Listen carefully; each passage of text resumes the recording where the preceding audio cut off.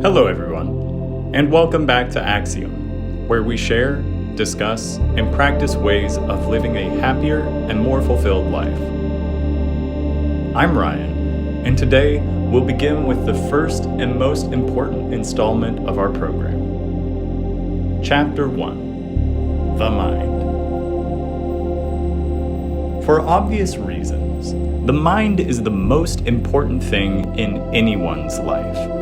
Although no one entirely knows how the mind works, whatever it is the gateway to all of our experiences, and thus everything that we value in life. Even if we were to obtain fabulous wealth, fulfilling relationships, and all the pleasures and joys life can offer, if we do not have our mind, none of that matters.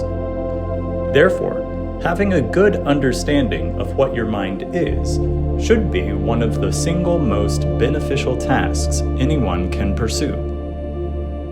I mean, think about it. We go our entire lives with this thing, seemingly inside us, which we practically live for. When our minds tell us we are angry, we want justice or revenge. And when they tell us we are happy, we seek more of whatever is causing that. Our minds literally cause us to make all of our actions, or phrased differently, we make our choices based on what we think will lead to the best mental states. This thing called the mind practically controls us, which means that if we learn how it works and how we can take as much control over it as possible, that will literally beneficially affect every other part of our lives. Not only this, but literally no other part of our lives can function without it. We can live without our right arm, for example, but we literally cannot live without our mind. Whatever we even means, our minds are core to that definition. You could lose your hair, a toe, change your clothes, but if your mind is actually completely gone, that's when we say there is no more you left.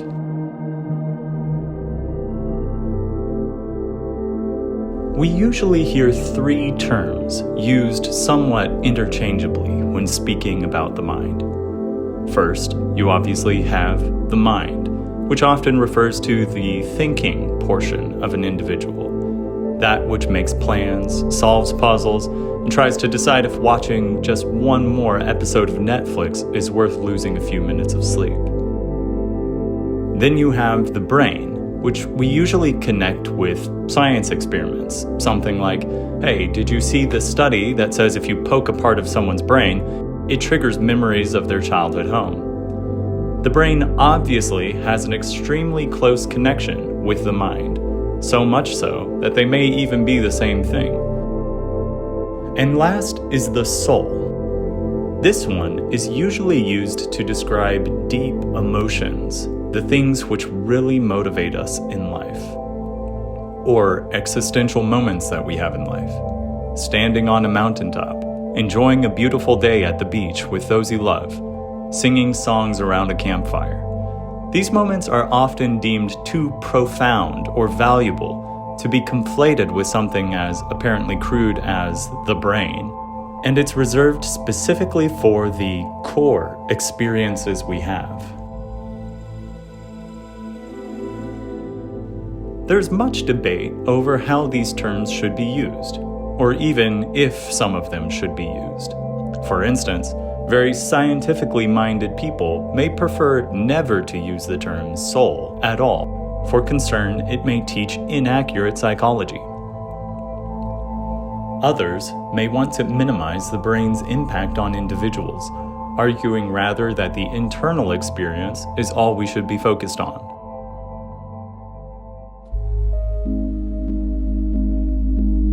Precisely because there is so much debate on these terms, I've chosen to refer to all of these faculties with the simple, broad term, mind.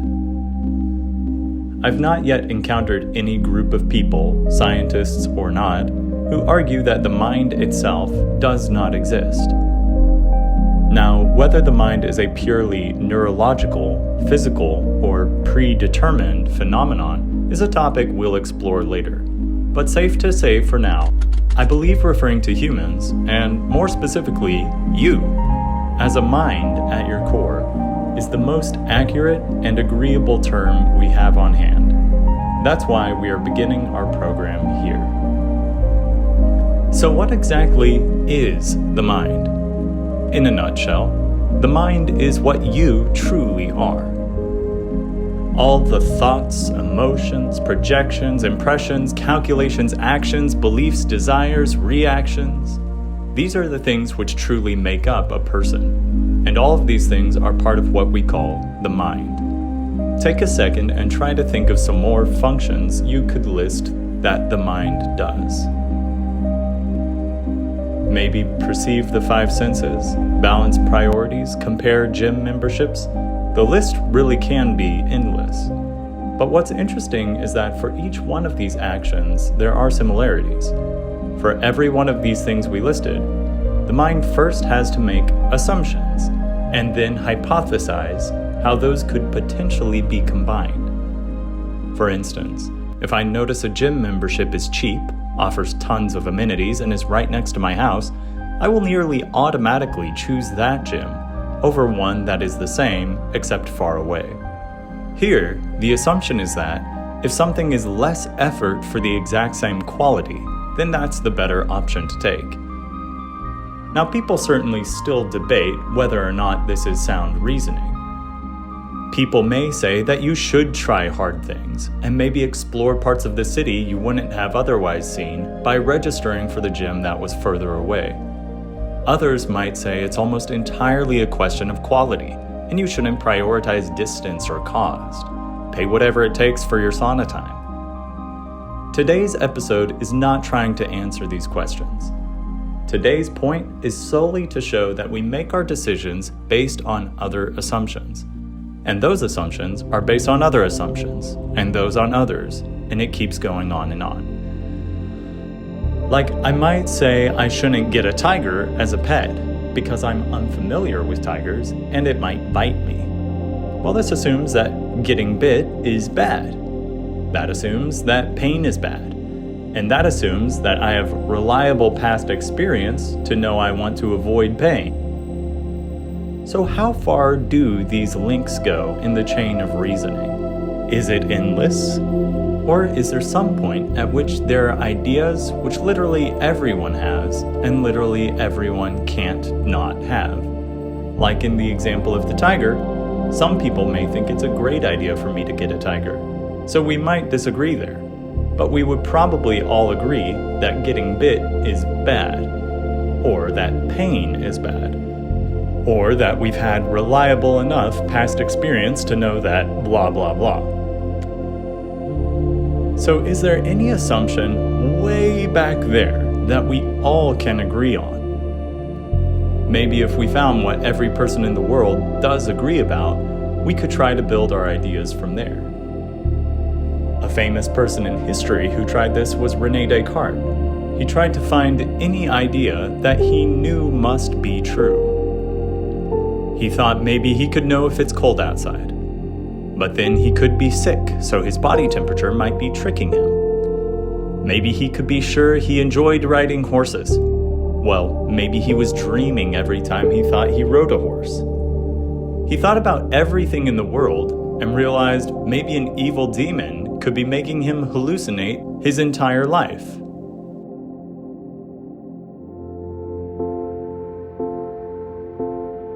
Finally, he arrived at the concept of just that, his own existence.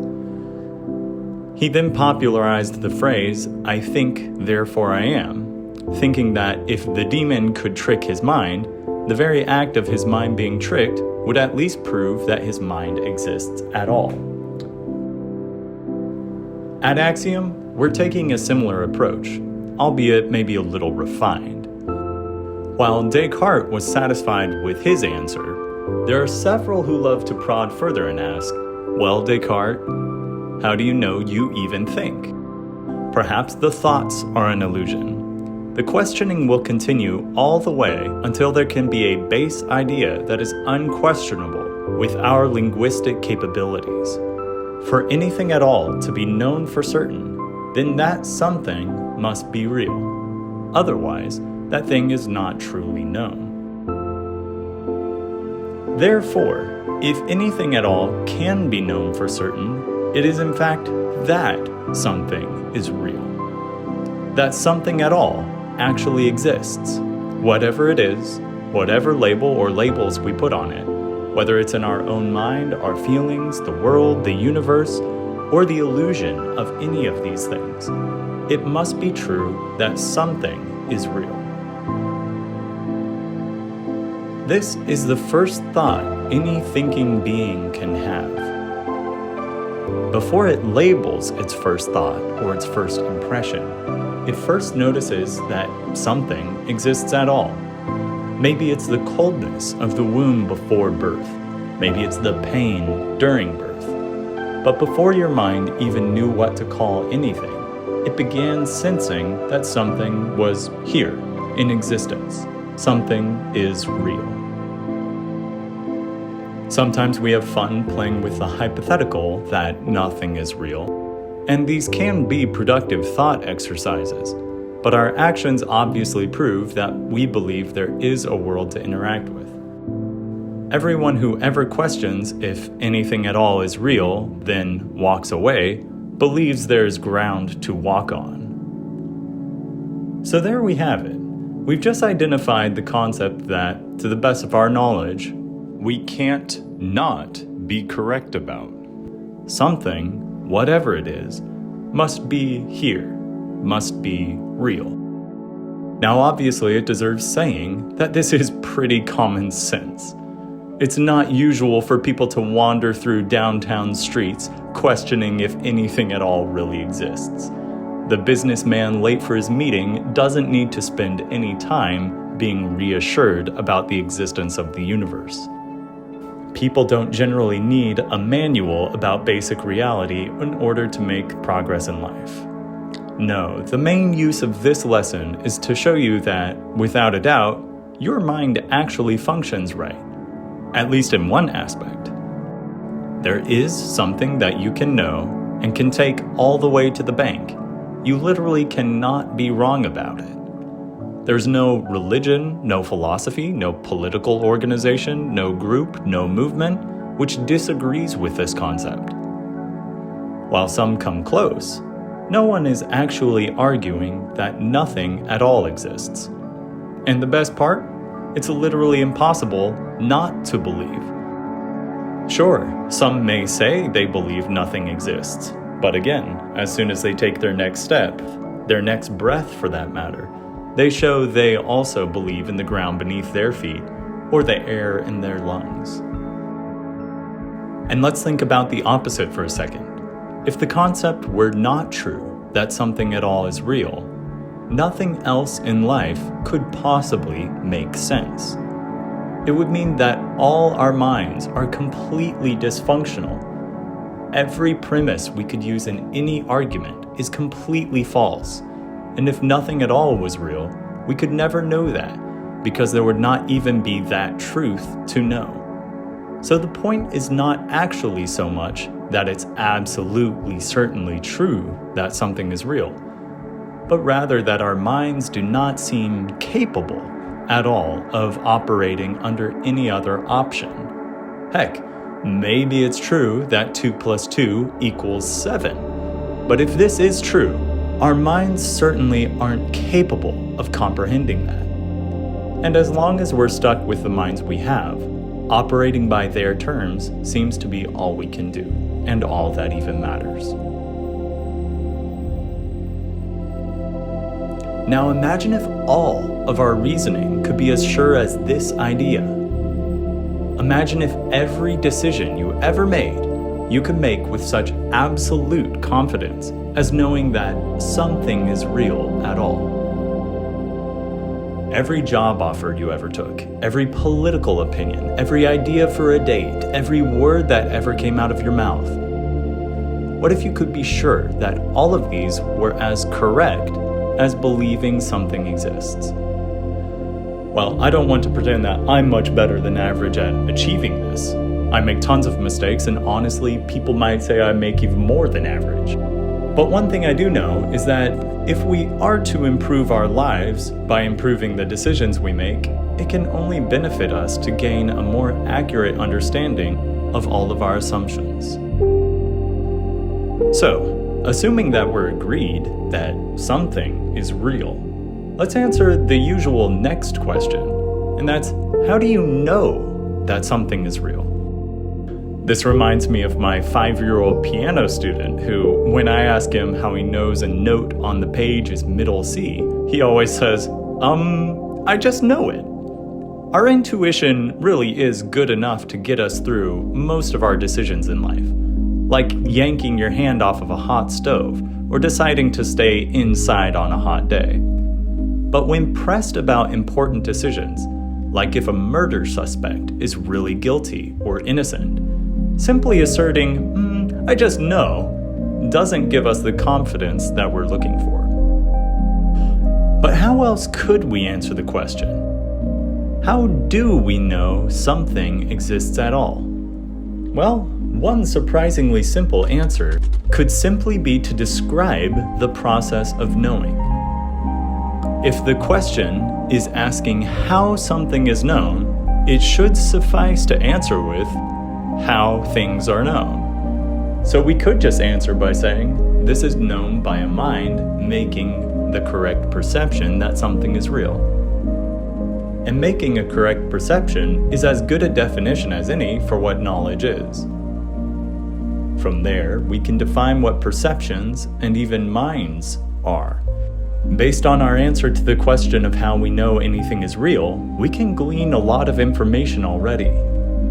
For one, you can know things, because knowing is the act of making a correct perception. And what makes the correct perception?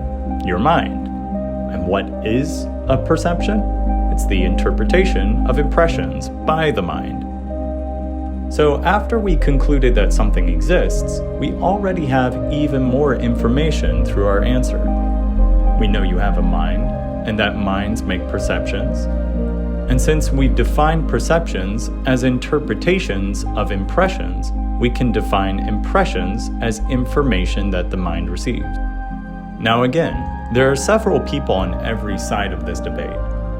Some say minds are passive, predetermined entities that only have the illusion that they make perceptions. Others might say the mind is entirely autonomous, making these perceptions of its own free will. The point isn't to be exact in our description of that issue in this episode. Right now, we're just getting to a general understanding of the function of the mind.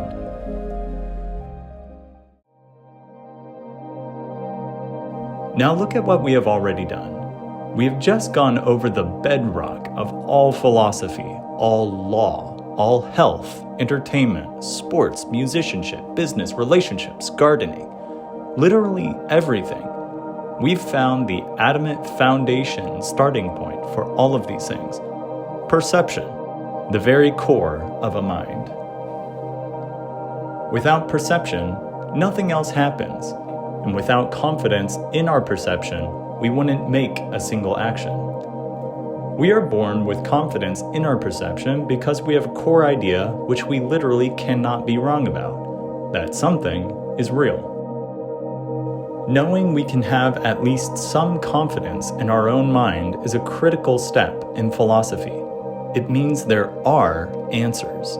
We can know them, and we can make progress in our understanding of the world, of what that real something is.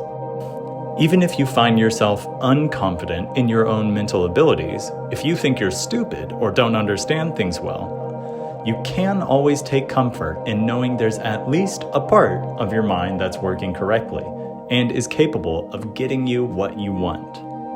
Knowing this, we can carefully build our understanding of what we know about the world from here.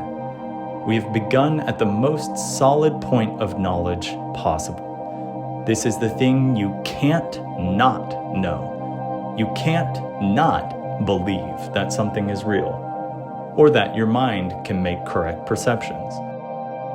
These bedrock, impermeable, fixed concepts are called axioms. Go ahead, Google it and see. They're what give us confidence about every decision in life. And since this program is essentially just intended to help give you more confidence about decisions in life, that's why this program is called Axiom. And it's why the symbol is a golden pyramid. The pyramid represents the value of an axiom. This is literally the single most important concept we have. And the shape represents the immovable, indestructible, permanent nature of the axiom. In this context, axiom can refer to the axiom itself, the knowledge that something is real. It can refer to the golden pyramid symbol, or it can refer to the program. This is not just a psychology channel, although it is that also.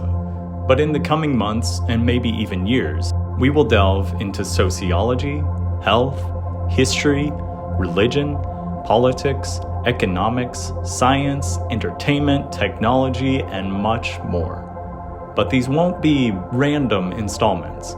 They'll be methodical attempts to build a philosophy from the ground up, from the axiom out to every other subject in life.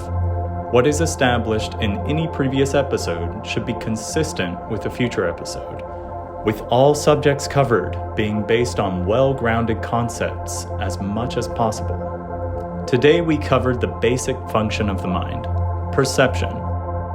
We will likely have about 3 or 4 more episodes dedicated to the mind. Next week, we will continue with our talk about perception and what minds perceive and how. Emotions will soon be thereafter. I'm excited to cover this material as consistently as possible, and certainly hope you'll find value in it as well. As always, thank you for being a part of this discussion. Leave a comment, email, or even text my personal number to schedule a time for continuing the discussion over the shared material, or about the Axiom project in general. Any feedback or help you can offer is not only appreciated, but will hopefully be returned to you. This community is meant to be a form of support for those participating, and will need as much feedback as possible for how we can achieve that. Thank you for being here. Thank you for listening. See you in the next video.